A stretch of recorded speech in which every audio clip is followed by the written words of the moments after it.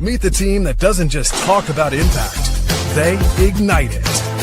Jim Morris and producer Rachel. Rise and energize. Rise and energize. Happy Friday, everybody. Friday vibes. Let's go. I'm feeling it.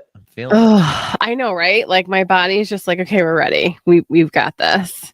I did start this morning off with someone canceling a meeting today, though. So yay! Nice 4:40 a.m. text message that they won't. Oh my god! For our 10 a.m. So that early. You also have in your calendar the auto reschedules and the auto cancellations, right?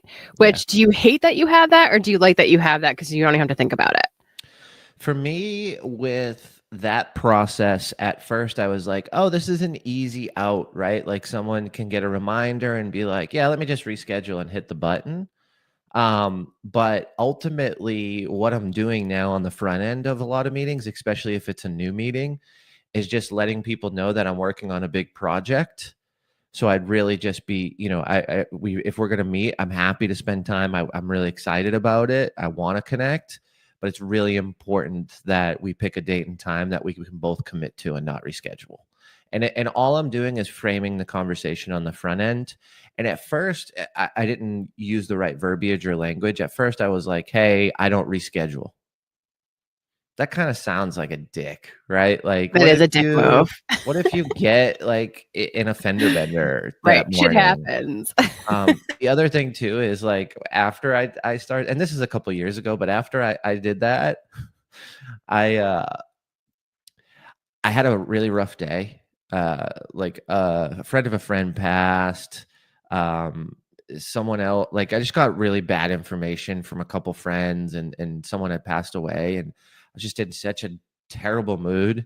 And I was like, I'm going to take this meeting at 2:00 because, I don't reschedule. I don't want people to reschedule. So I'm not going to reschedule on them. And I was not present for the meeting. I wanted to get through it as fast as possible. I was not Jim Morris, right? I didn't have my energy. I wasn't bold. It just wasn't me. And I had to call that person up and apologize to them.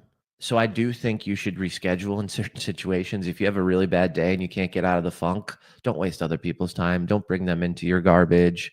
So after that had happened and I realized how poorly I showed up for someone, I was like, let me just frame it in the beginning that I'm working on a big project, which I am. I'm always working on a big project. I'm always, struggling for extra time in my calendar. And so I just let people know, hey, I'm working on a big project. I don't have a ton of time. I really want to meet with you. I'm really excited to get to know you. You come well recommended. This is going to be a great conversation. But, can we really find a time where we both won't have to reschedule and, make this a priority on our calendar? And then I go into here's my calendar just in case it's easy, so we don't have to do the back and forth. But if nothing works on this, I'm happy to move meetings to meet with you. Just give me a couple times that do work if you can't find anything on the calendar. And you just really have to frame that because you don't want to sound like a jerk that if they reschedule or something comes up, you're never going to meet with them. And then you also, don't want to just throw the calendar at them. Like, yeah, let's meet. Here's my calendar. I'm so cool. My ego's so big. Find time and we'll figure it out. Like, you've got to frame it the right way. Because a lot of people will take offense to it. And honestly, it's not even about them taking offense. It's about getting the meeting booked. The tool should get the meeting booked. The tool solely won't unless you frame it correctly for ease of use for both of you, for our calendars, our schedules, our commitments as one unit. And I also think we have to understand that if it's not aligning, like if you're going to cancel, then that's just not meant to be in that moment. Right? Like I'm literally booking July and August right now. And people are like, what? And I'm just like, I have to really start to figure out pockets of time that I have to maintain as available for me. Because what I noticed, and I talked to Dr. Emily about this. Dr. Emily is a subject matter expert we're actually going to have in Impact Effect Accelerator. On her panel tomorrow, which is huge. She has... Congrats. Thank you. I'm excited. She has a community called Empowered Moms, but she's going to come into our community because she does one-on-one coaching with business owners and deals with burnout, et cetera. And one of the things with burnout is your calendar. And I was talking to her about the biggest issue right now is I'll say yes to things because on the calendar, they're open spots.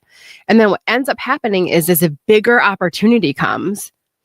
And it's like, I can't not say yes to it, but now I'm shoving it into all these other little things I said yes to that I also feel like I can't just cancel because of the bigger opportunity. And so what ends up happening is now I'm like stacking these yeses into the calendar and then not adding the time that I really need to get stuff done. And it's starting to frustrate me because I'm letting my calendar control me instead of me controlling the calendar. Does that make sense? Yeah. And I haven't even, like, you showed me how to create the calendar and go high level. I haven't even opened that up yet because of this fear, right? Of like, oh my God, I'm going to let people finally put themselves on my calendar and automate the system. And then all of a sudden, what happens if a bigger opportunity comes along? What happens if a podcast guest that I've wanted for so long, because this has happened too, can only record at this date and time? And then I have to say either no to somebody else, or I have to literally stack my calendar in a way where I'm just like, my head is spinning. How do you handle that? Because in the output, I thought I was making space for yeses, and then that like these were these level yeses. And then all of a sudden these bigger opportunities come, which I feel like you understand because as a speaker, you're going to get huge opportunities coming, right? Like as we both grow our community, our members, and our businesses, these bigger opportunities are going to keep coming to us. And it's like, wait, how do I make space for this when I have all of these littles here? And I don't know the answer to it. I really don't. So any advice you could give me for this, I feel like I would love you for. And then Dr. Emily is going to be an Impact Effects Accelerator with us later this month, to also help talk about this because I'm perplexed. I don't know what to do. Let's go. Let's gain some energy from this conversation on Rise and Energize. Your calendar can kill your energy or it can give you your energy. And I think that's something that we just have to be way more aware and real about. For taking up space on your calendar, I think you've got to really figure out the time block in the season. So like, is this happening in a certain season of the year? Do you gain more business in January or February, or do you gain more business in June or July? So looking at the flow of your business, looking at your product offering, and then analyzing, are you taking on clients that deserve the amount of time and deserve the amount of space? So for instance, if someone is inquiring about a $500 deal and they're a client and it's a $500 deal, right? It's not pennies. It's and you like them and you know them and you want to work with them. They're just on the lower end of your offer or your customer journey. Well, how can, do you have to give that a 2-hour session? Can it be an hour session? Can the phone call be 15 minutes rather than 45? Can the onboarding be 30 rather than an hour? Right. And it's not that you're cutting things short, but you're just being very strategic with the time. One of the things that I've said to people often on a 30-minute call is, hey, let's connect like over lunch or a drink or a cup of coffee and dive deeper into our relationship. But we have 30 minutes. I want to make this the most 30 minutes useful to your time. And you've paid me for this time. So let's not talk about the kids right now. Like, and we can talk about the kids over coffee or on a Saturday or whatnot. It's hard for me to do that because I'm so focused on human connection. So you have to frame it. You have to frame it correctly. And then ultimately what I'm doing is I'm giving you the choice. So like how I just said it right there, like, hey, let's talk about this. I'm actually not doing that anymore. I'm actually saying like, hey, we have 30 minutes. This is your time. How would you like to spend it? I'm happy to talk about the kids. I'm happy to give you the life update, but I'd rather pour into why you hired me for the next 30 minutes and then we can catch up later. I think people respect that. I love that. And I don't know why I've never thought of just controlling the conversation from the output so that it's not going to take up as much time as I thought it would in the calendar. I have asked people like, what's your heart out? But I've never said what my heart out is. Does that make sense? Like, what time do you have to be out? And I don't know why I've never put my own time first. Why do we do that? this is something that I've changed also in the last probably year and a half. So I used to be hey, I have a hard stop at 2:30. That is such a terrible way to start a conversation with someone. Okay, so don't do that. Here's what you do. So well, let's talk about that for just 1 second. So, hey, Susie, I'm so excited we're on the call. The first thing I want to say to you is the exact time I have to leave, and I'm not going to give you a minute more. Like, that's so deflating to the subconscious. Yeah, So talk about an energy drain before a conversation. You've got to prime, you've got to frame. I like to call out the time of the meeting. And I think in the beginning of the meeting, and when you, how do I put this? You should always control the meeting with your questions, and you should be bold and own it. So how I would do that is, hey, Bob, the first question is about them. The first question's not about, hey, how are you? It's about the work, the reason for the call. So, hey, what's going on with your brand? Why are you thinking about rebranding if it's a rebranding call? Like, let's ask a question and control the whole situation. And that question will steer them to where we want to bring the conversation. The other thing I've done in the beginning is, hey, what's the best opportunity to use the next 30 minutes together? So, that was really good. Oh, that was so nice. That was so nicely put. What's the best opportunity for us to use the next 30 minutes together? And I'm telling them that we have 30 minutes together, but I'm not saying have a hard out. So fucking get your shit together in 30 minutes. And when it's 2:31, I'm hanging up. Right? Does that surprise you that that's exactly my energy though? But that's what, it's terrible. It's terrible. We don't want to put that on people. That's bad energy. It's bad energy. Right. So I would just say, hey, in the next 30 minutes, how can I make this most impactful for you? Let's jump right in. Boom. And I own that right off the rip. It's not, hey, how are you? Hey, how's the kids? How's life? Because now I'm provoking a conversation that's taking time away from action. And if you're hiring me as a consultant, or you're hiring me to help you with your social media, or you're hiring me to build your brand, let's take action. You hired action. No one wants concepts anymore. That's why you watch the course on a Saturday when you have some free time. Right? You watch our replays and Impact Effect Accelerator when you have some free time. If it's something that hits, that solves your problem, your challenge, you come in real time. So that way we can have those questions and you can have that full 30 minutes, full 45 minutes, full hour. But it's also something that you're navigating on the front end. So I just think there's an opportunity to control any conversation with the questions you ask and the energy you bring it. And I think if you can do it in that light manner, but you can set the time frame and do it in a way that's beneficial to them, then everybody wins. You don't come off like a jerk. You have no excuse. There's no excuse to say to go over time. I always say when we're getting close, like, hey, I want to leave 5 minutes. I know we're coming up on time. I want to leave 5 minutes for anything else that we didn't get to dive into that you'd like to discuss. So now it's like, hey, I'm out. It's 2:30. I just gave you 5 minutes to bring something up. If we didn't get to it, now's the time. It's on you to share what you need most, because a lot of the consults, a lot of the business strategy stuff, like, it's the input that they have. It's the information that they have. It's them just sharing it and me paying attention to the social cues. So if it's, all right, we got 5 minutes left. Is there anything else you want to talk about? And someone goes, yeah, I want to talk about this. I'm pausing you right there. Like, hey, this isn't a 5-minute conversation. Like, let's talk. We're not going to get through this in 5 minutes. And I can tell because I'm very understanding to your micro expressions in your body language. That side just told me that this is really deep. This is really important. We've got 5 minutes. Give me as much information. And this is how we're going to start the next conversation.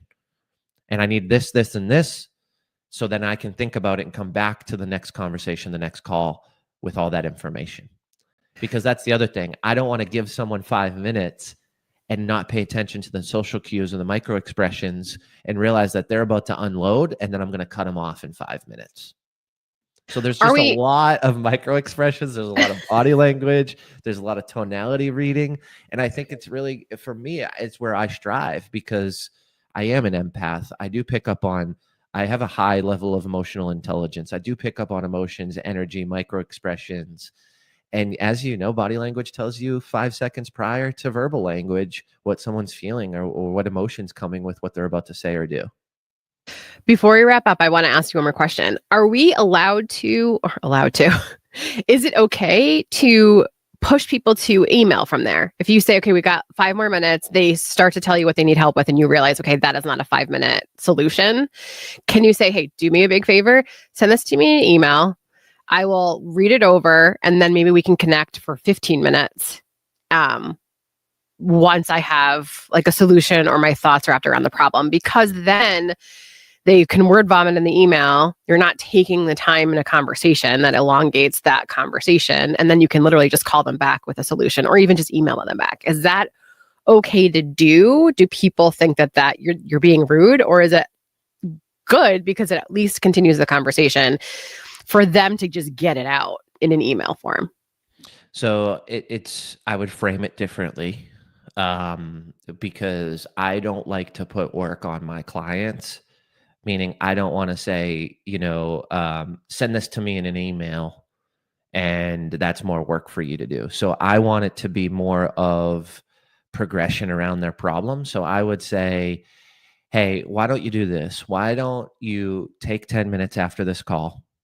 You probably got at least 15 minutes to the next call. Take 5 minutes, take 10 minutes. Think this whole thing through. Get all your thoughts down on paper. Work through it solely focused on this one problem for maybe 10 minutes, and then recap that and send it to me in an email so I can now understand your thoughts in a clearer manner. So I want them to do it for them, not do it for me. If you say, hey, put all this information in an email and send it to me, you're doing it for me. I want to reframe it to say, take 10 minutes, do all this stuff for you, get clarity, recap it, structure it, and then put it in a nice email and send it over. So that way you're more clear and I can download on your clarity, and then we can talk next call. That is brilliant. And for everybody, FYI, I will put Jim's suggestions in the description of this video, because I was going to start taking notes and I was like, wait, it's recorded and I can right? There will be a replay and I can put everything in there. Similar to what we do at Impact Effect Accelerator, right? We create trainings that are literally surrounded by other people who need help on that same level. Maybe they need help at a different level, but we meet you where you are.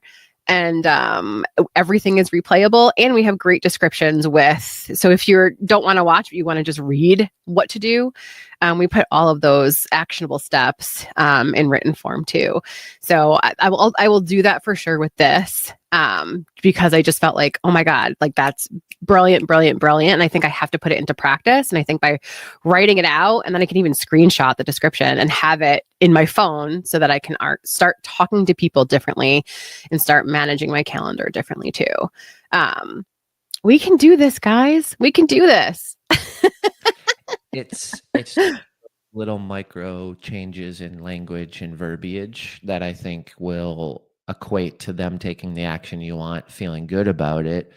And it's not manipulative because it's positive impact, right? I'm saying it so they work through the issue. Don't put the issue on me to solve, but they are working through it for their own greater good, which they need to, right?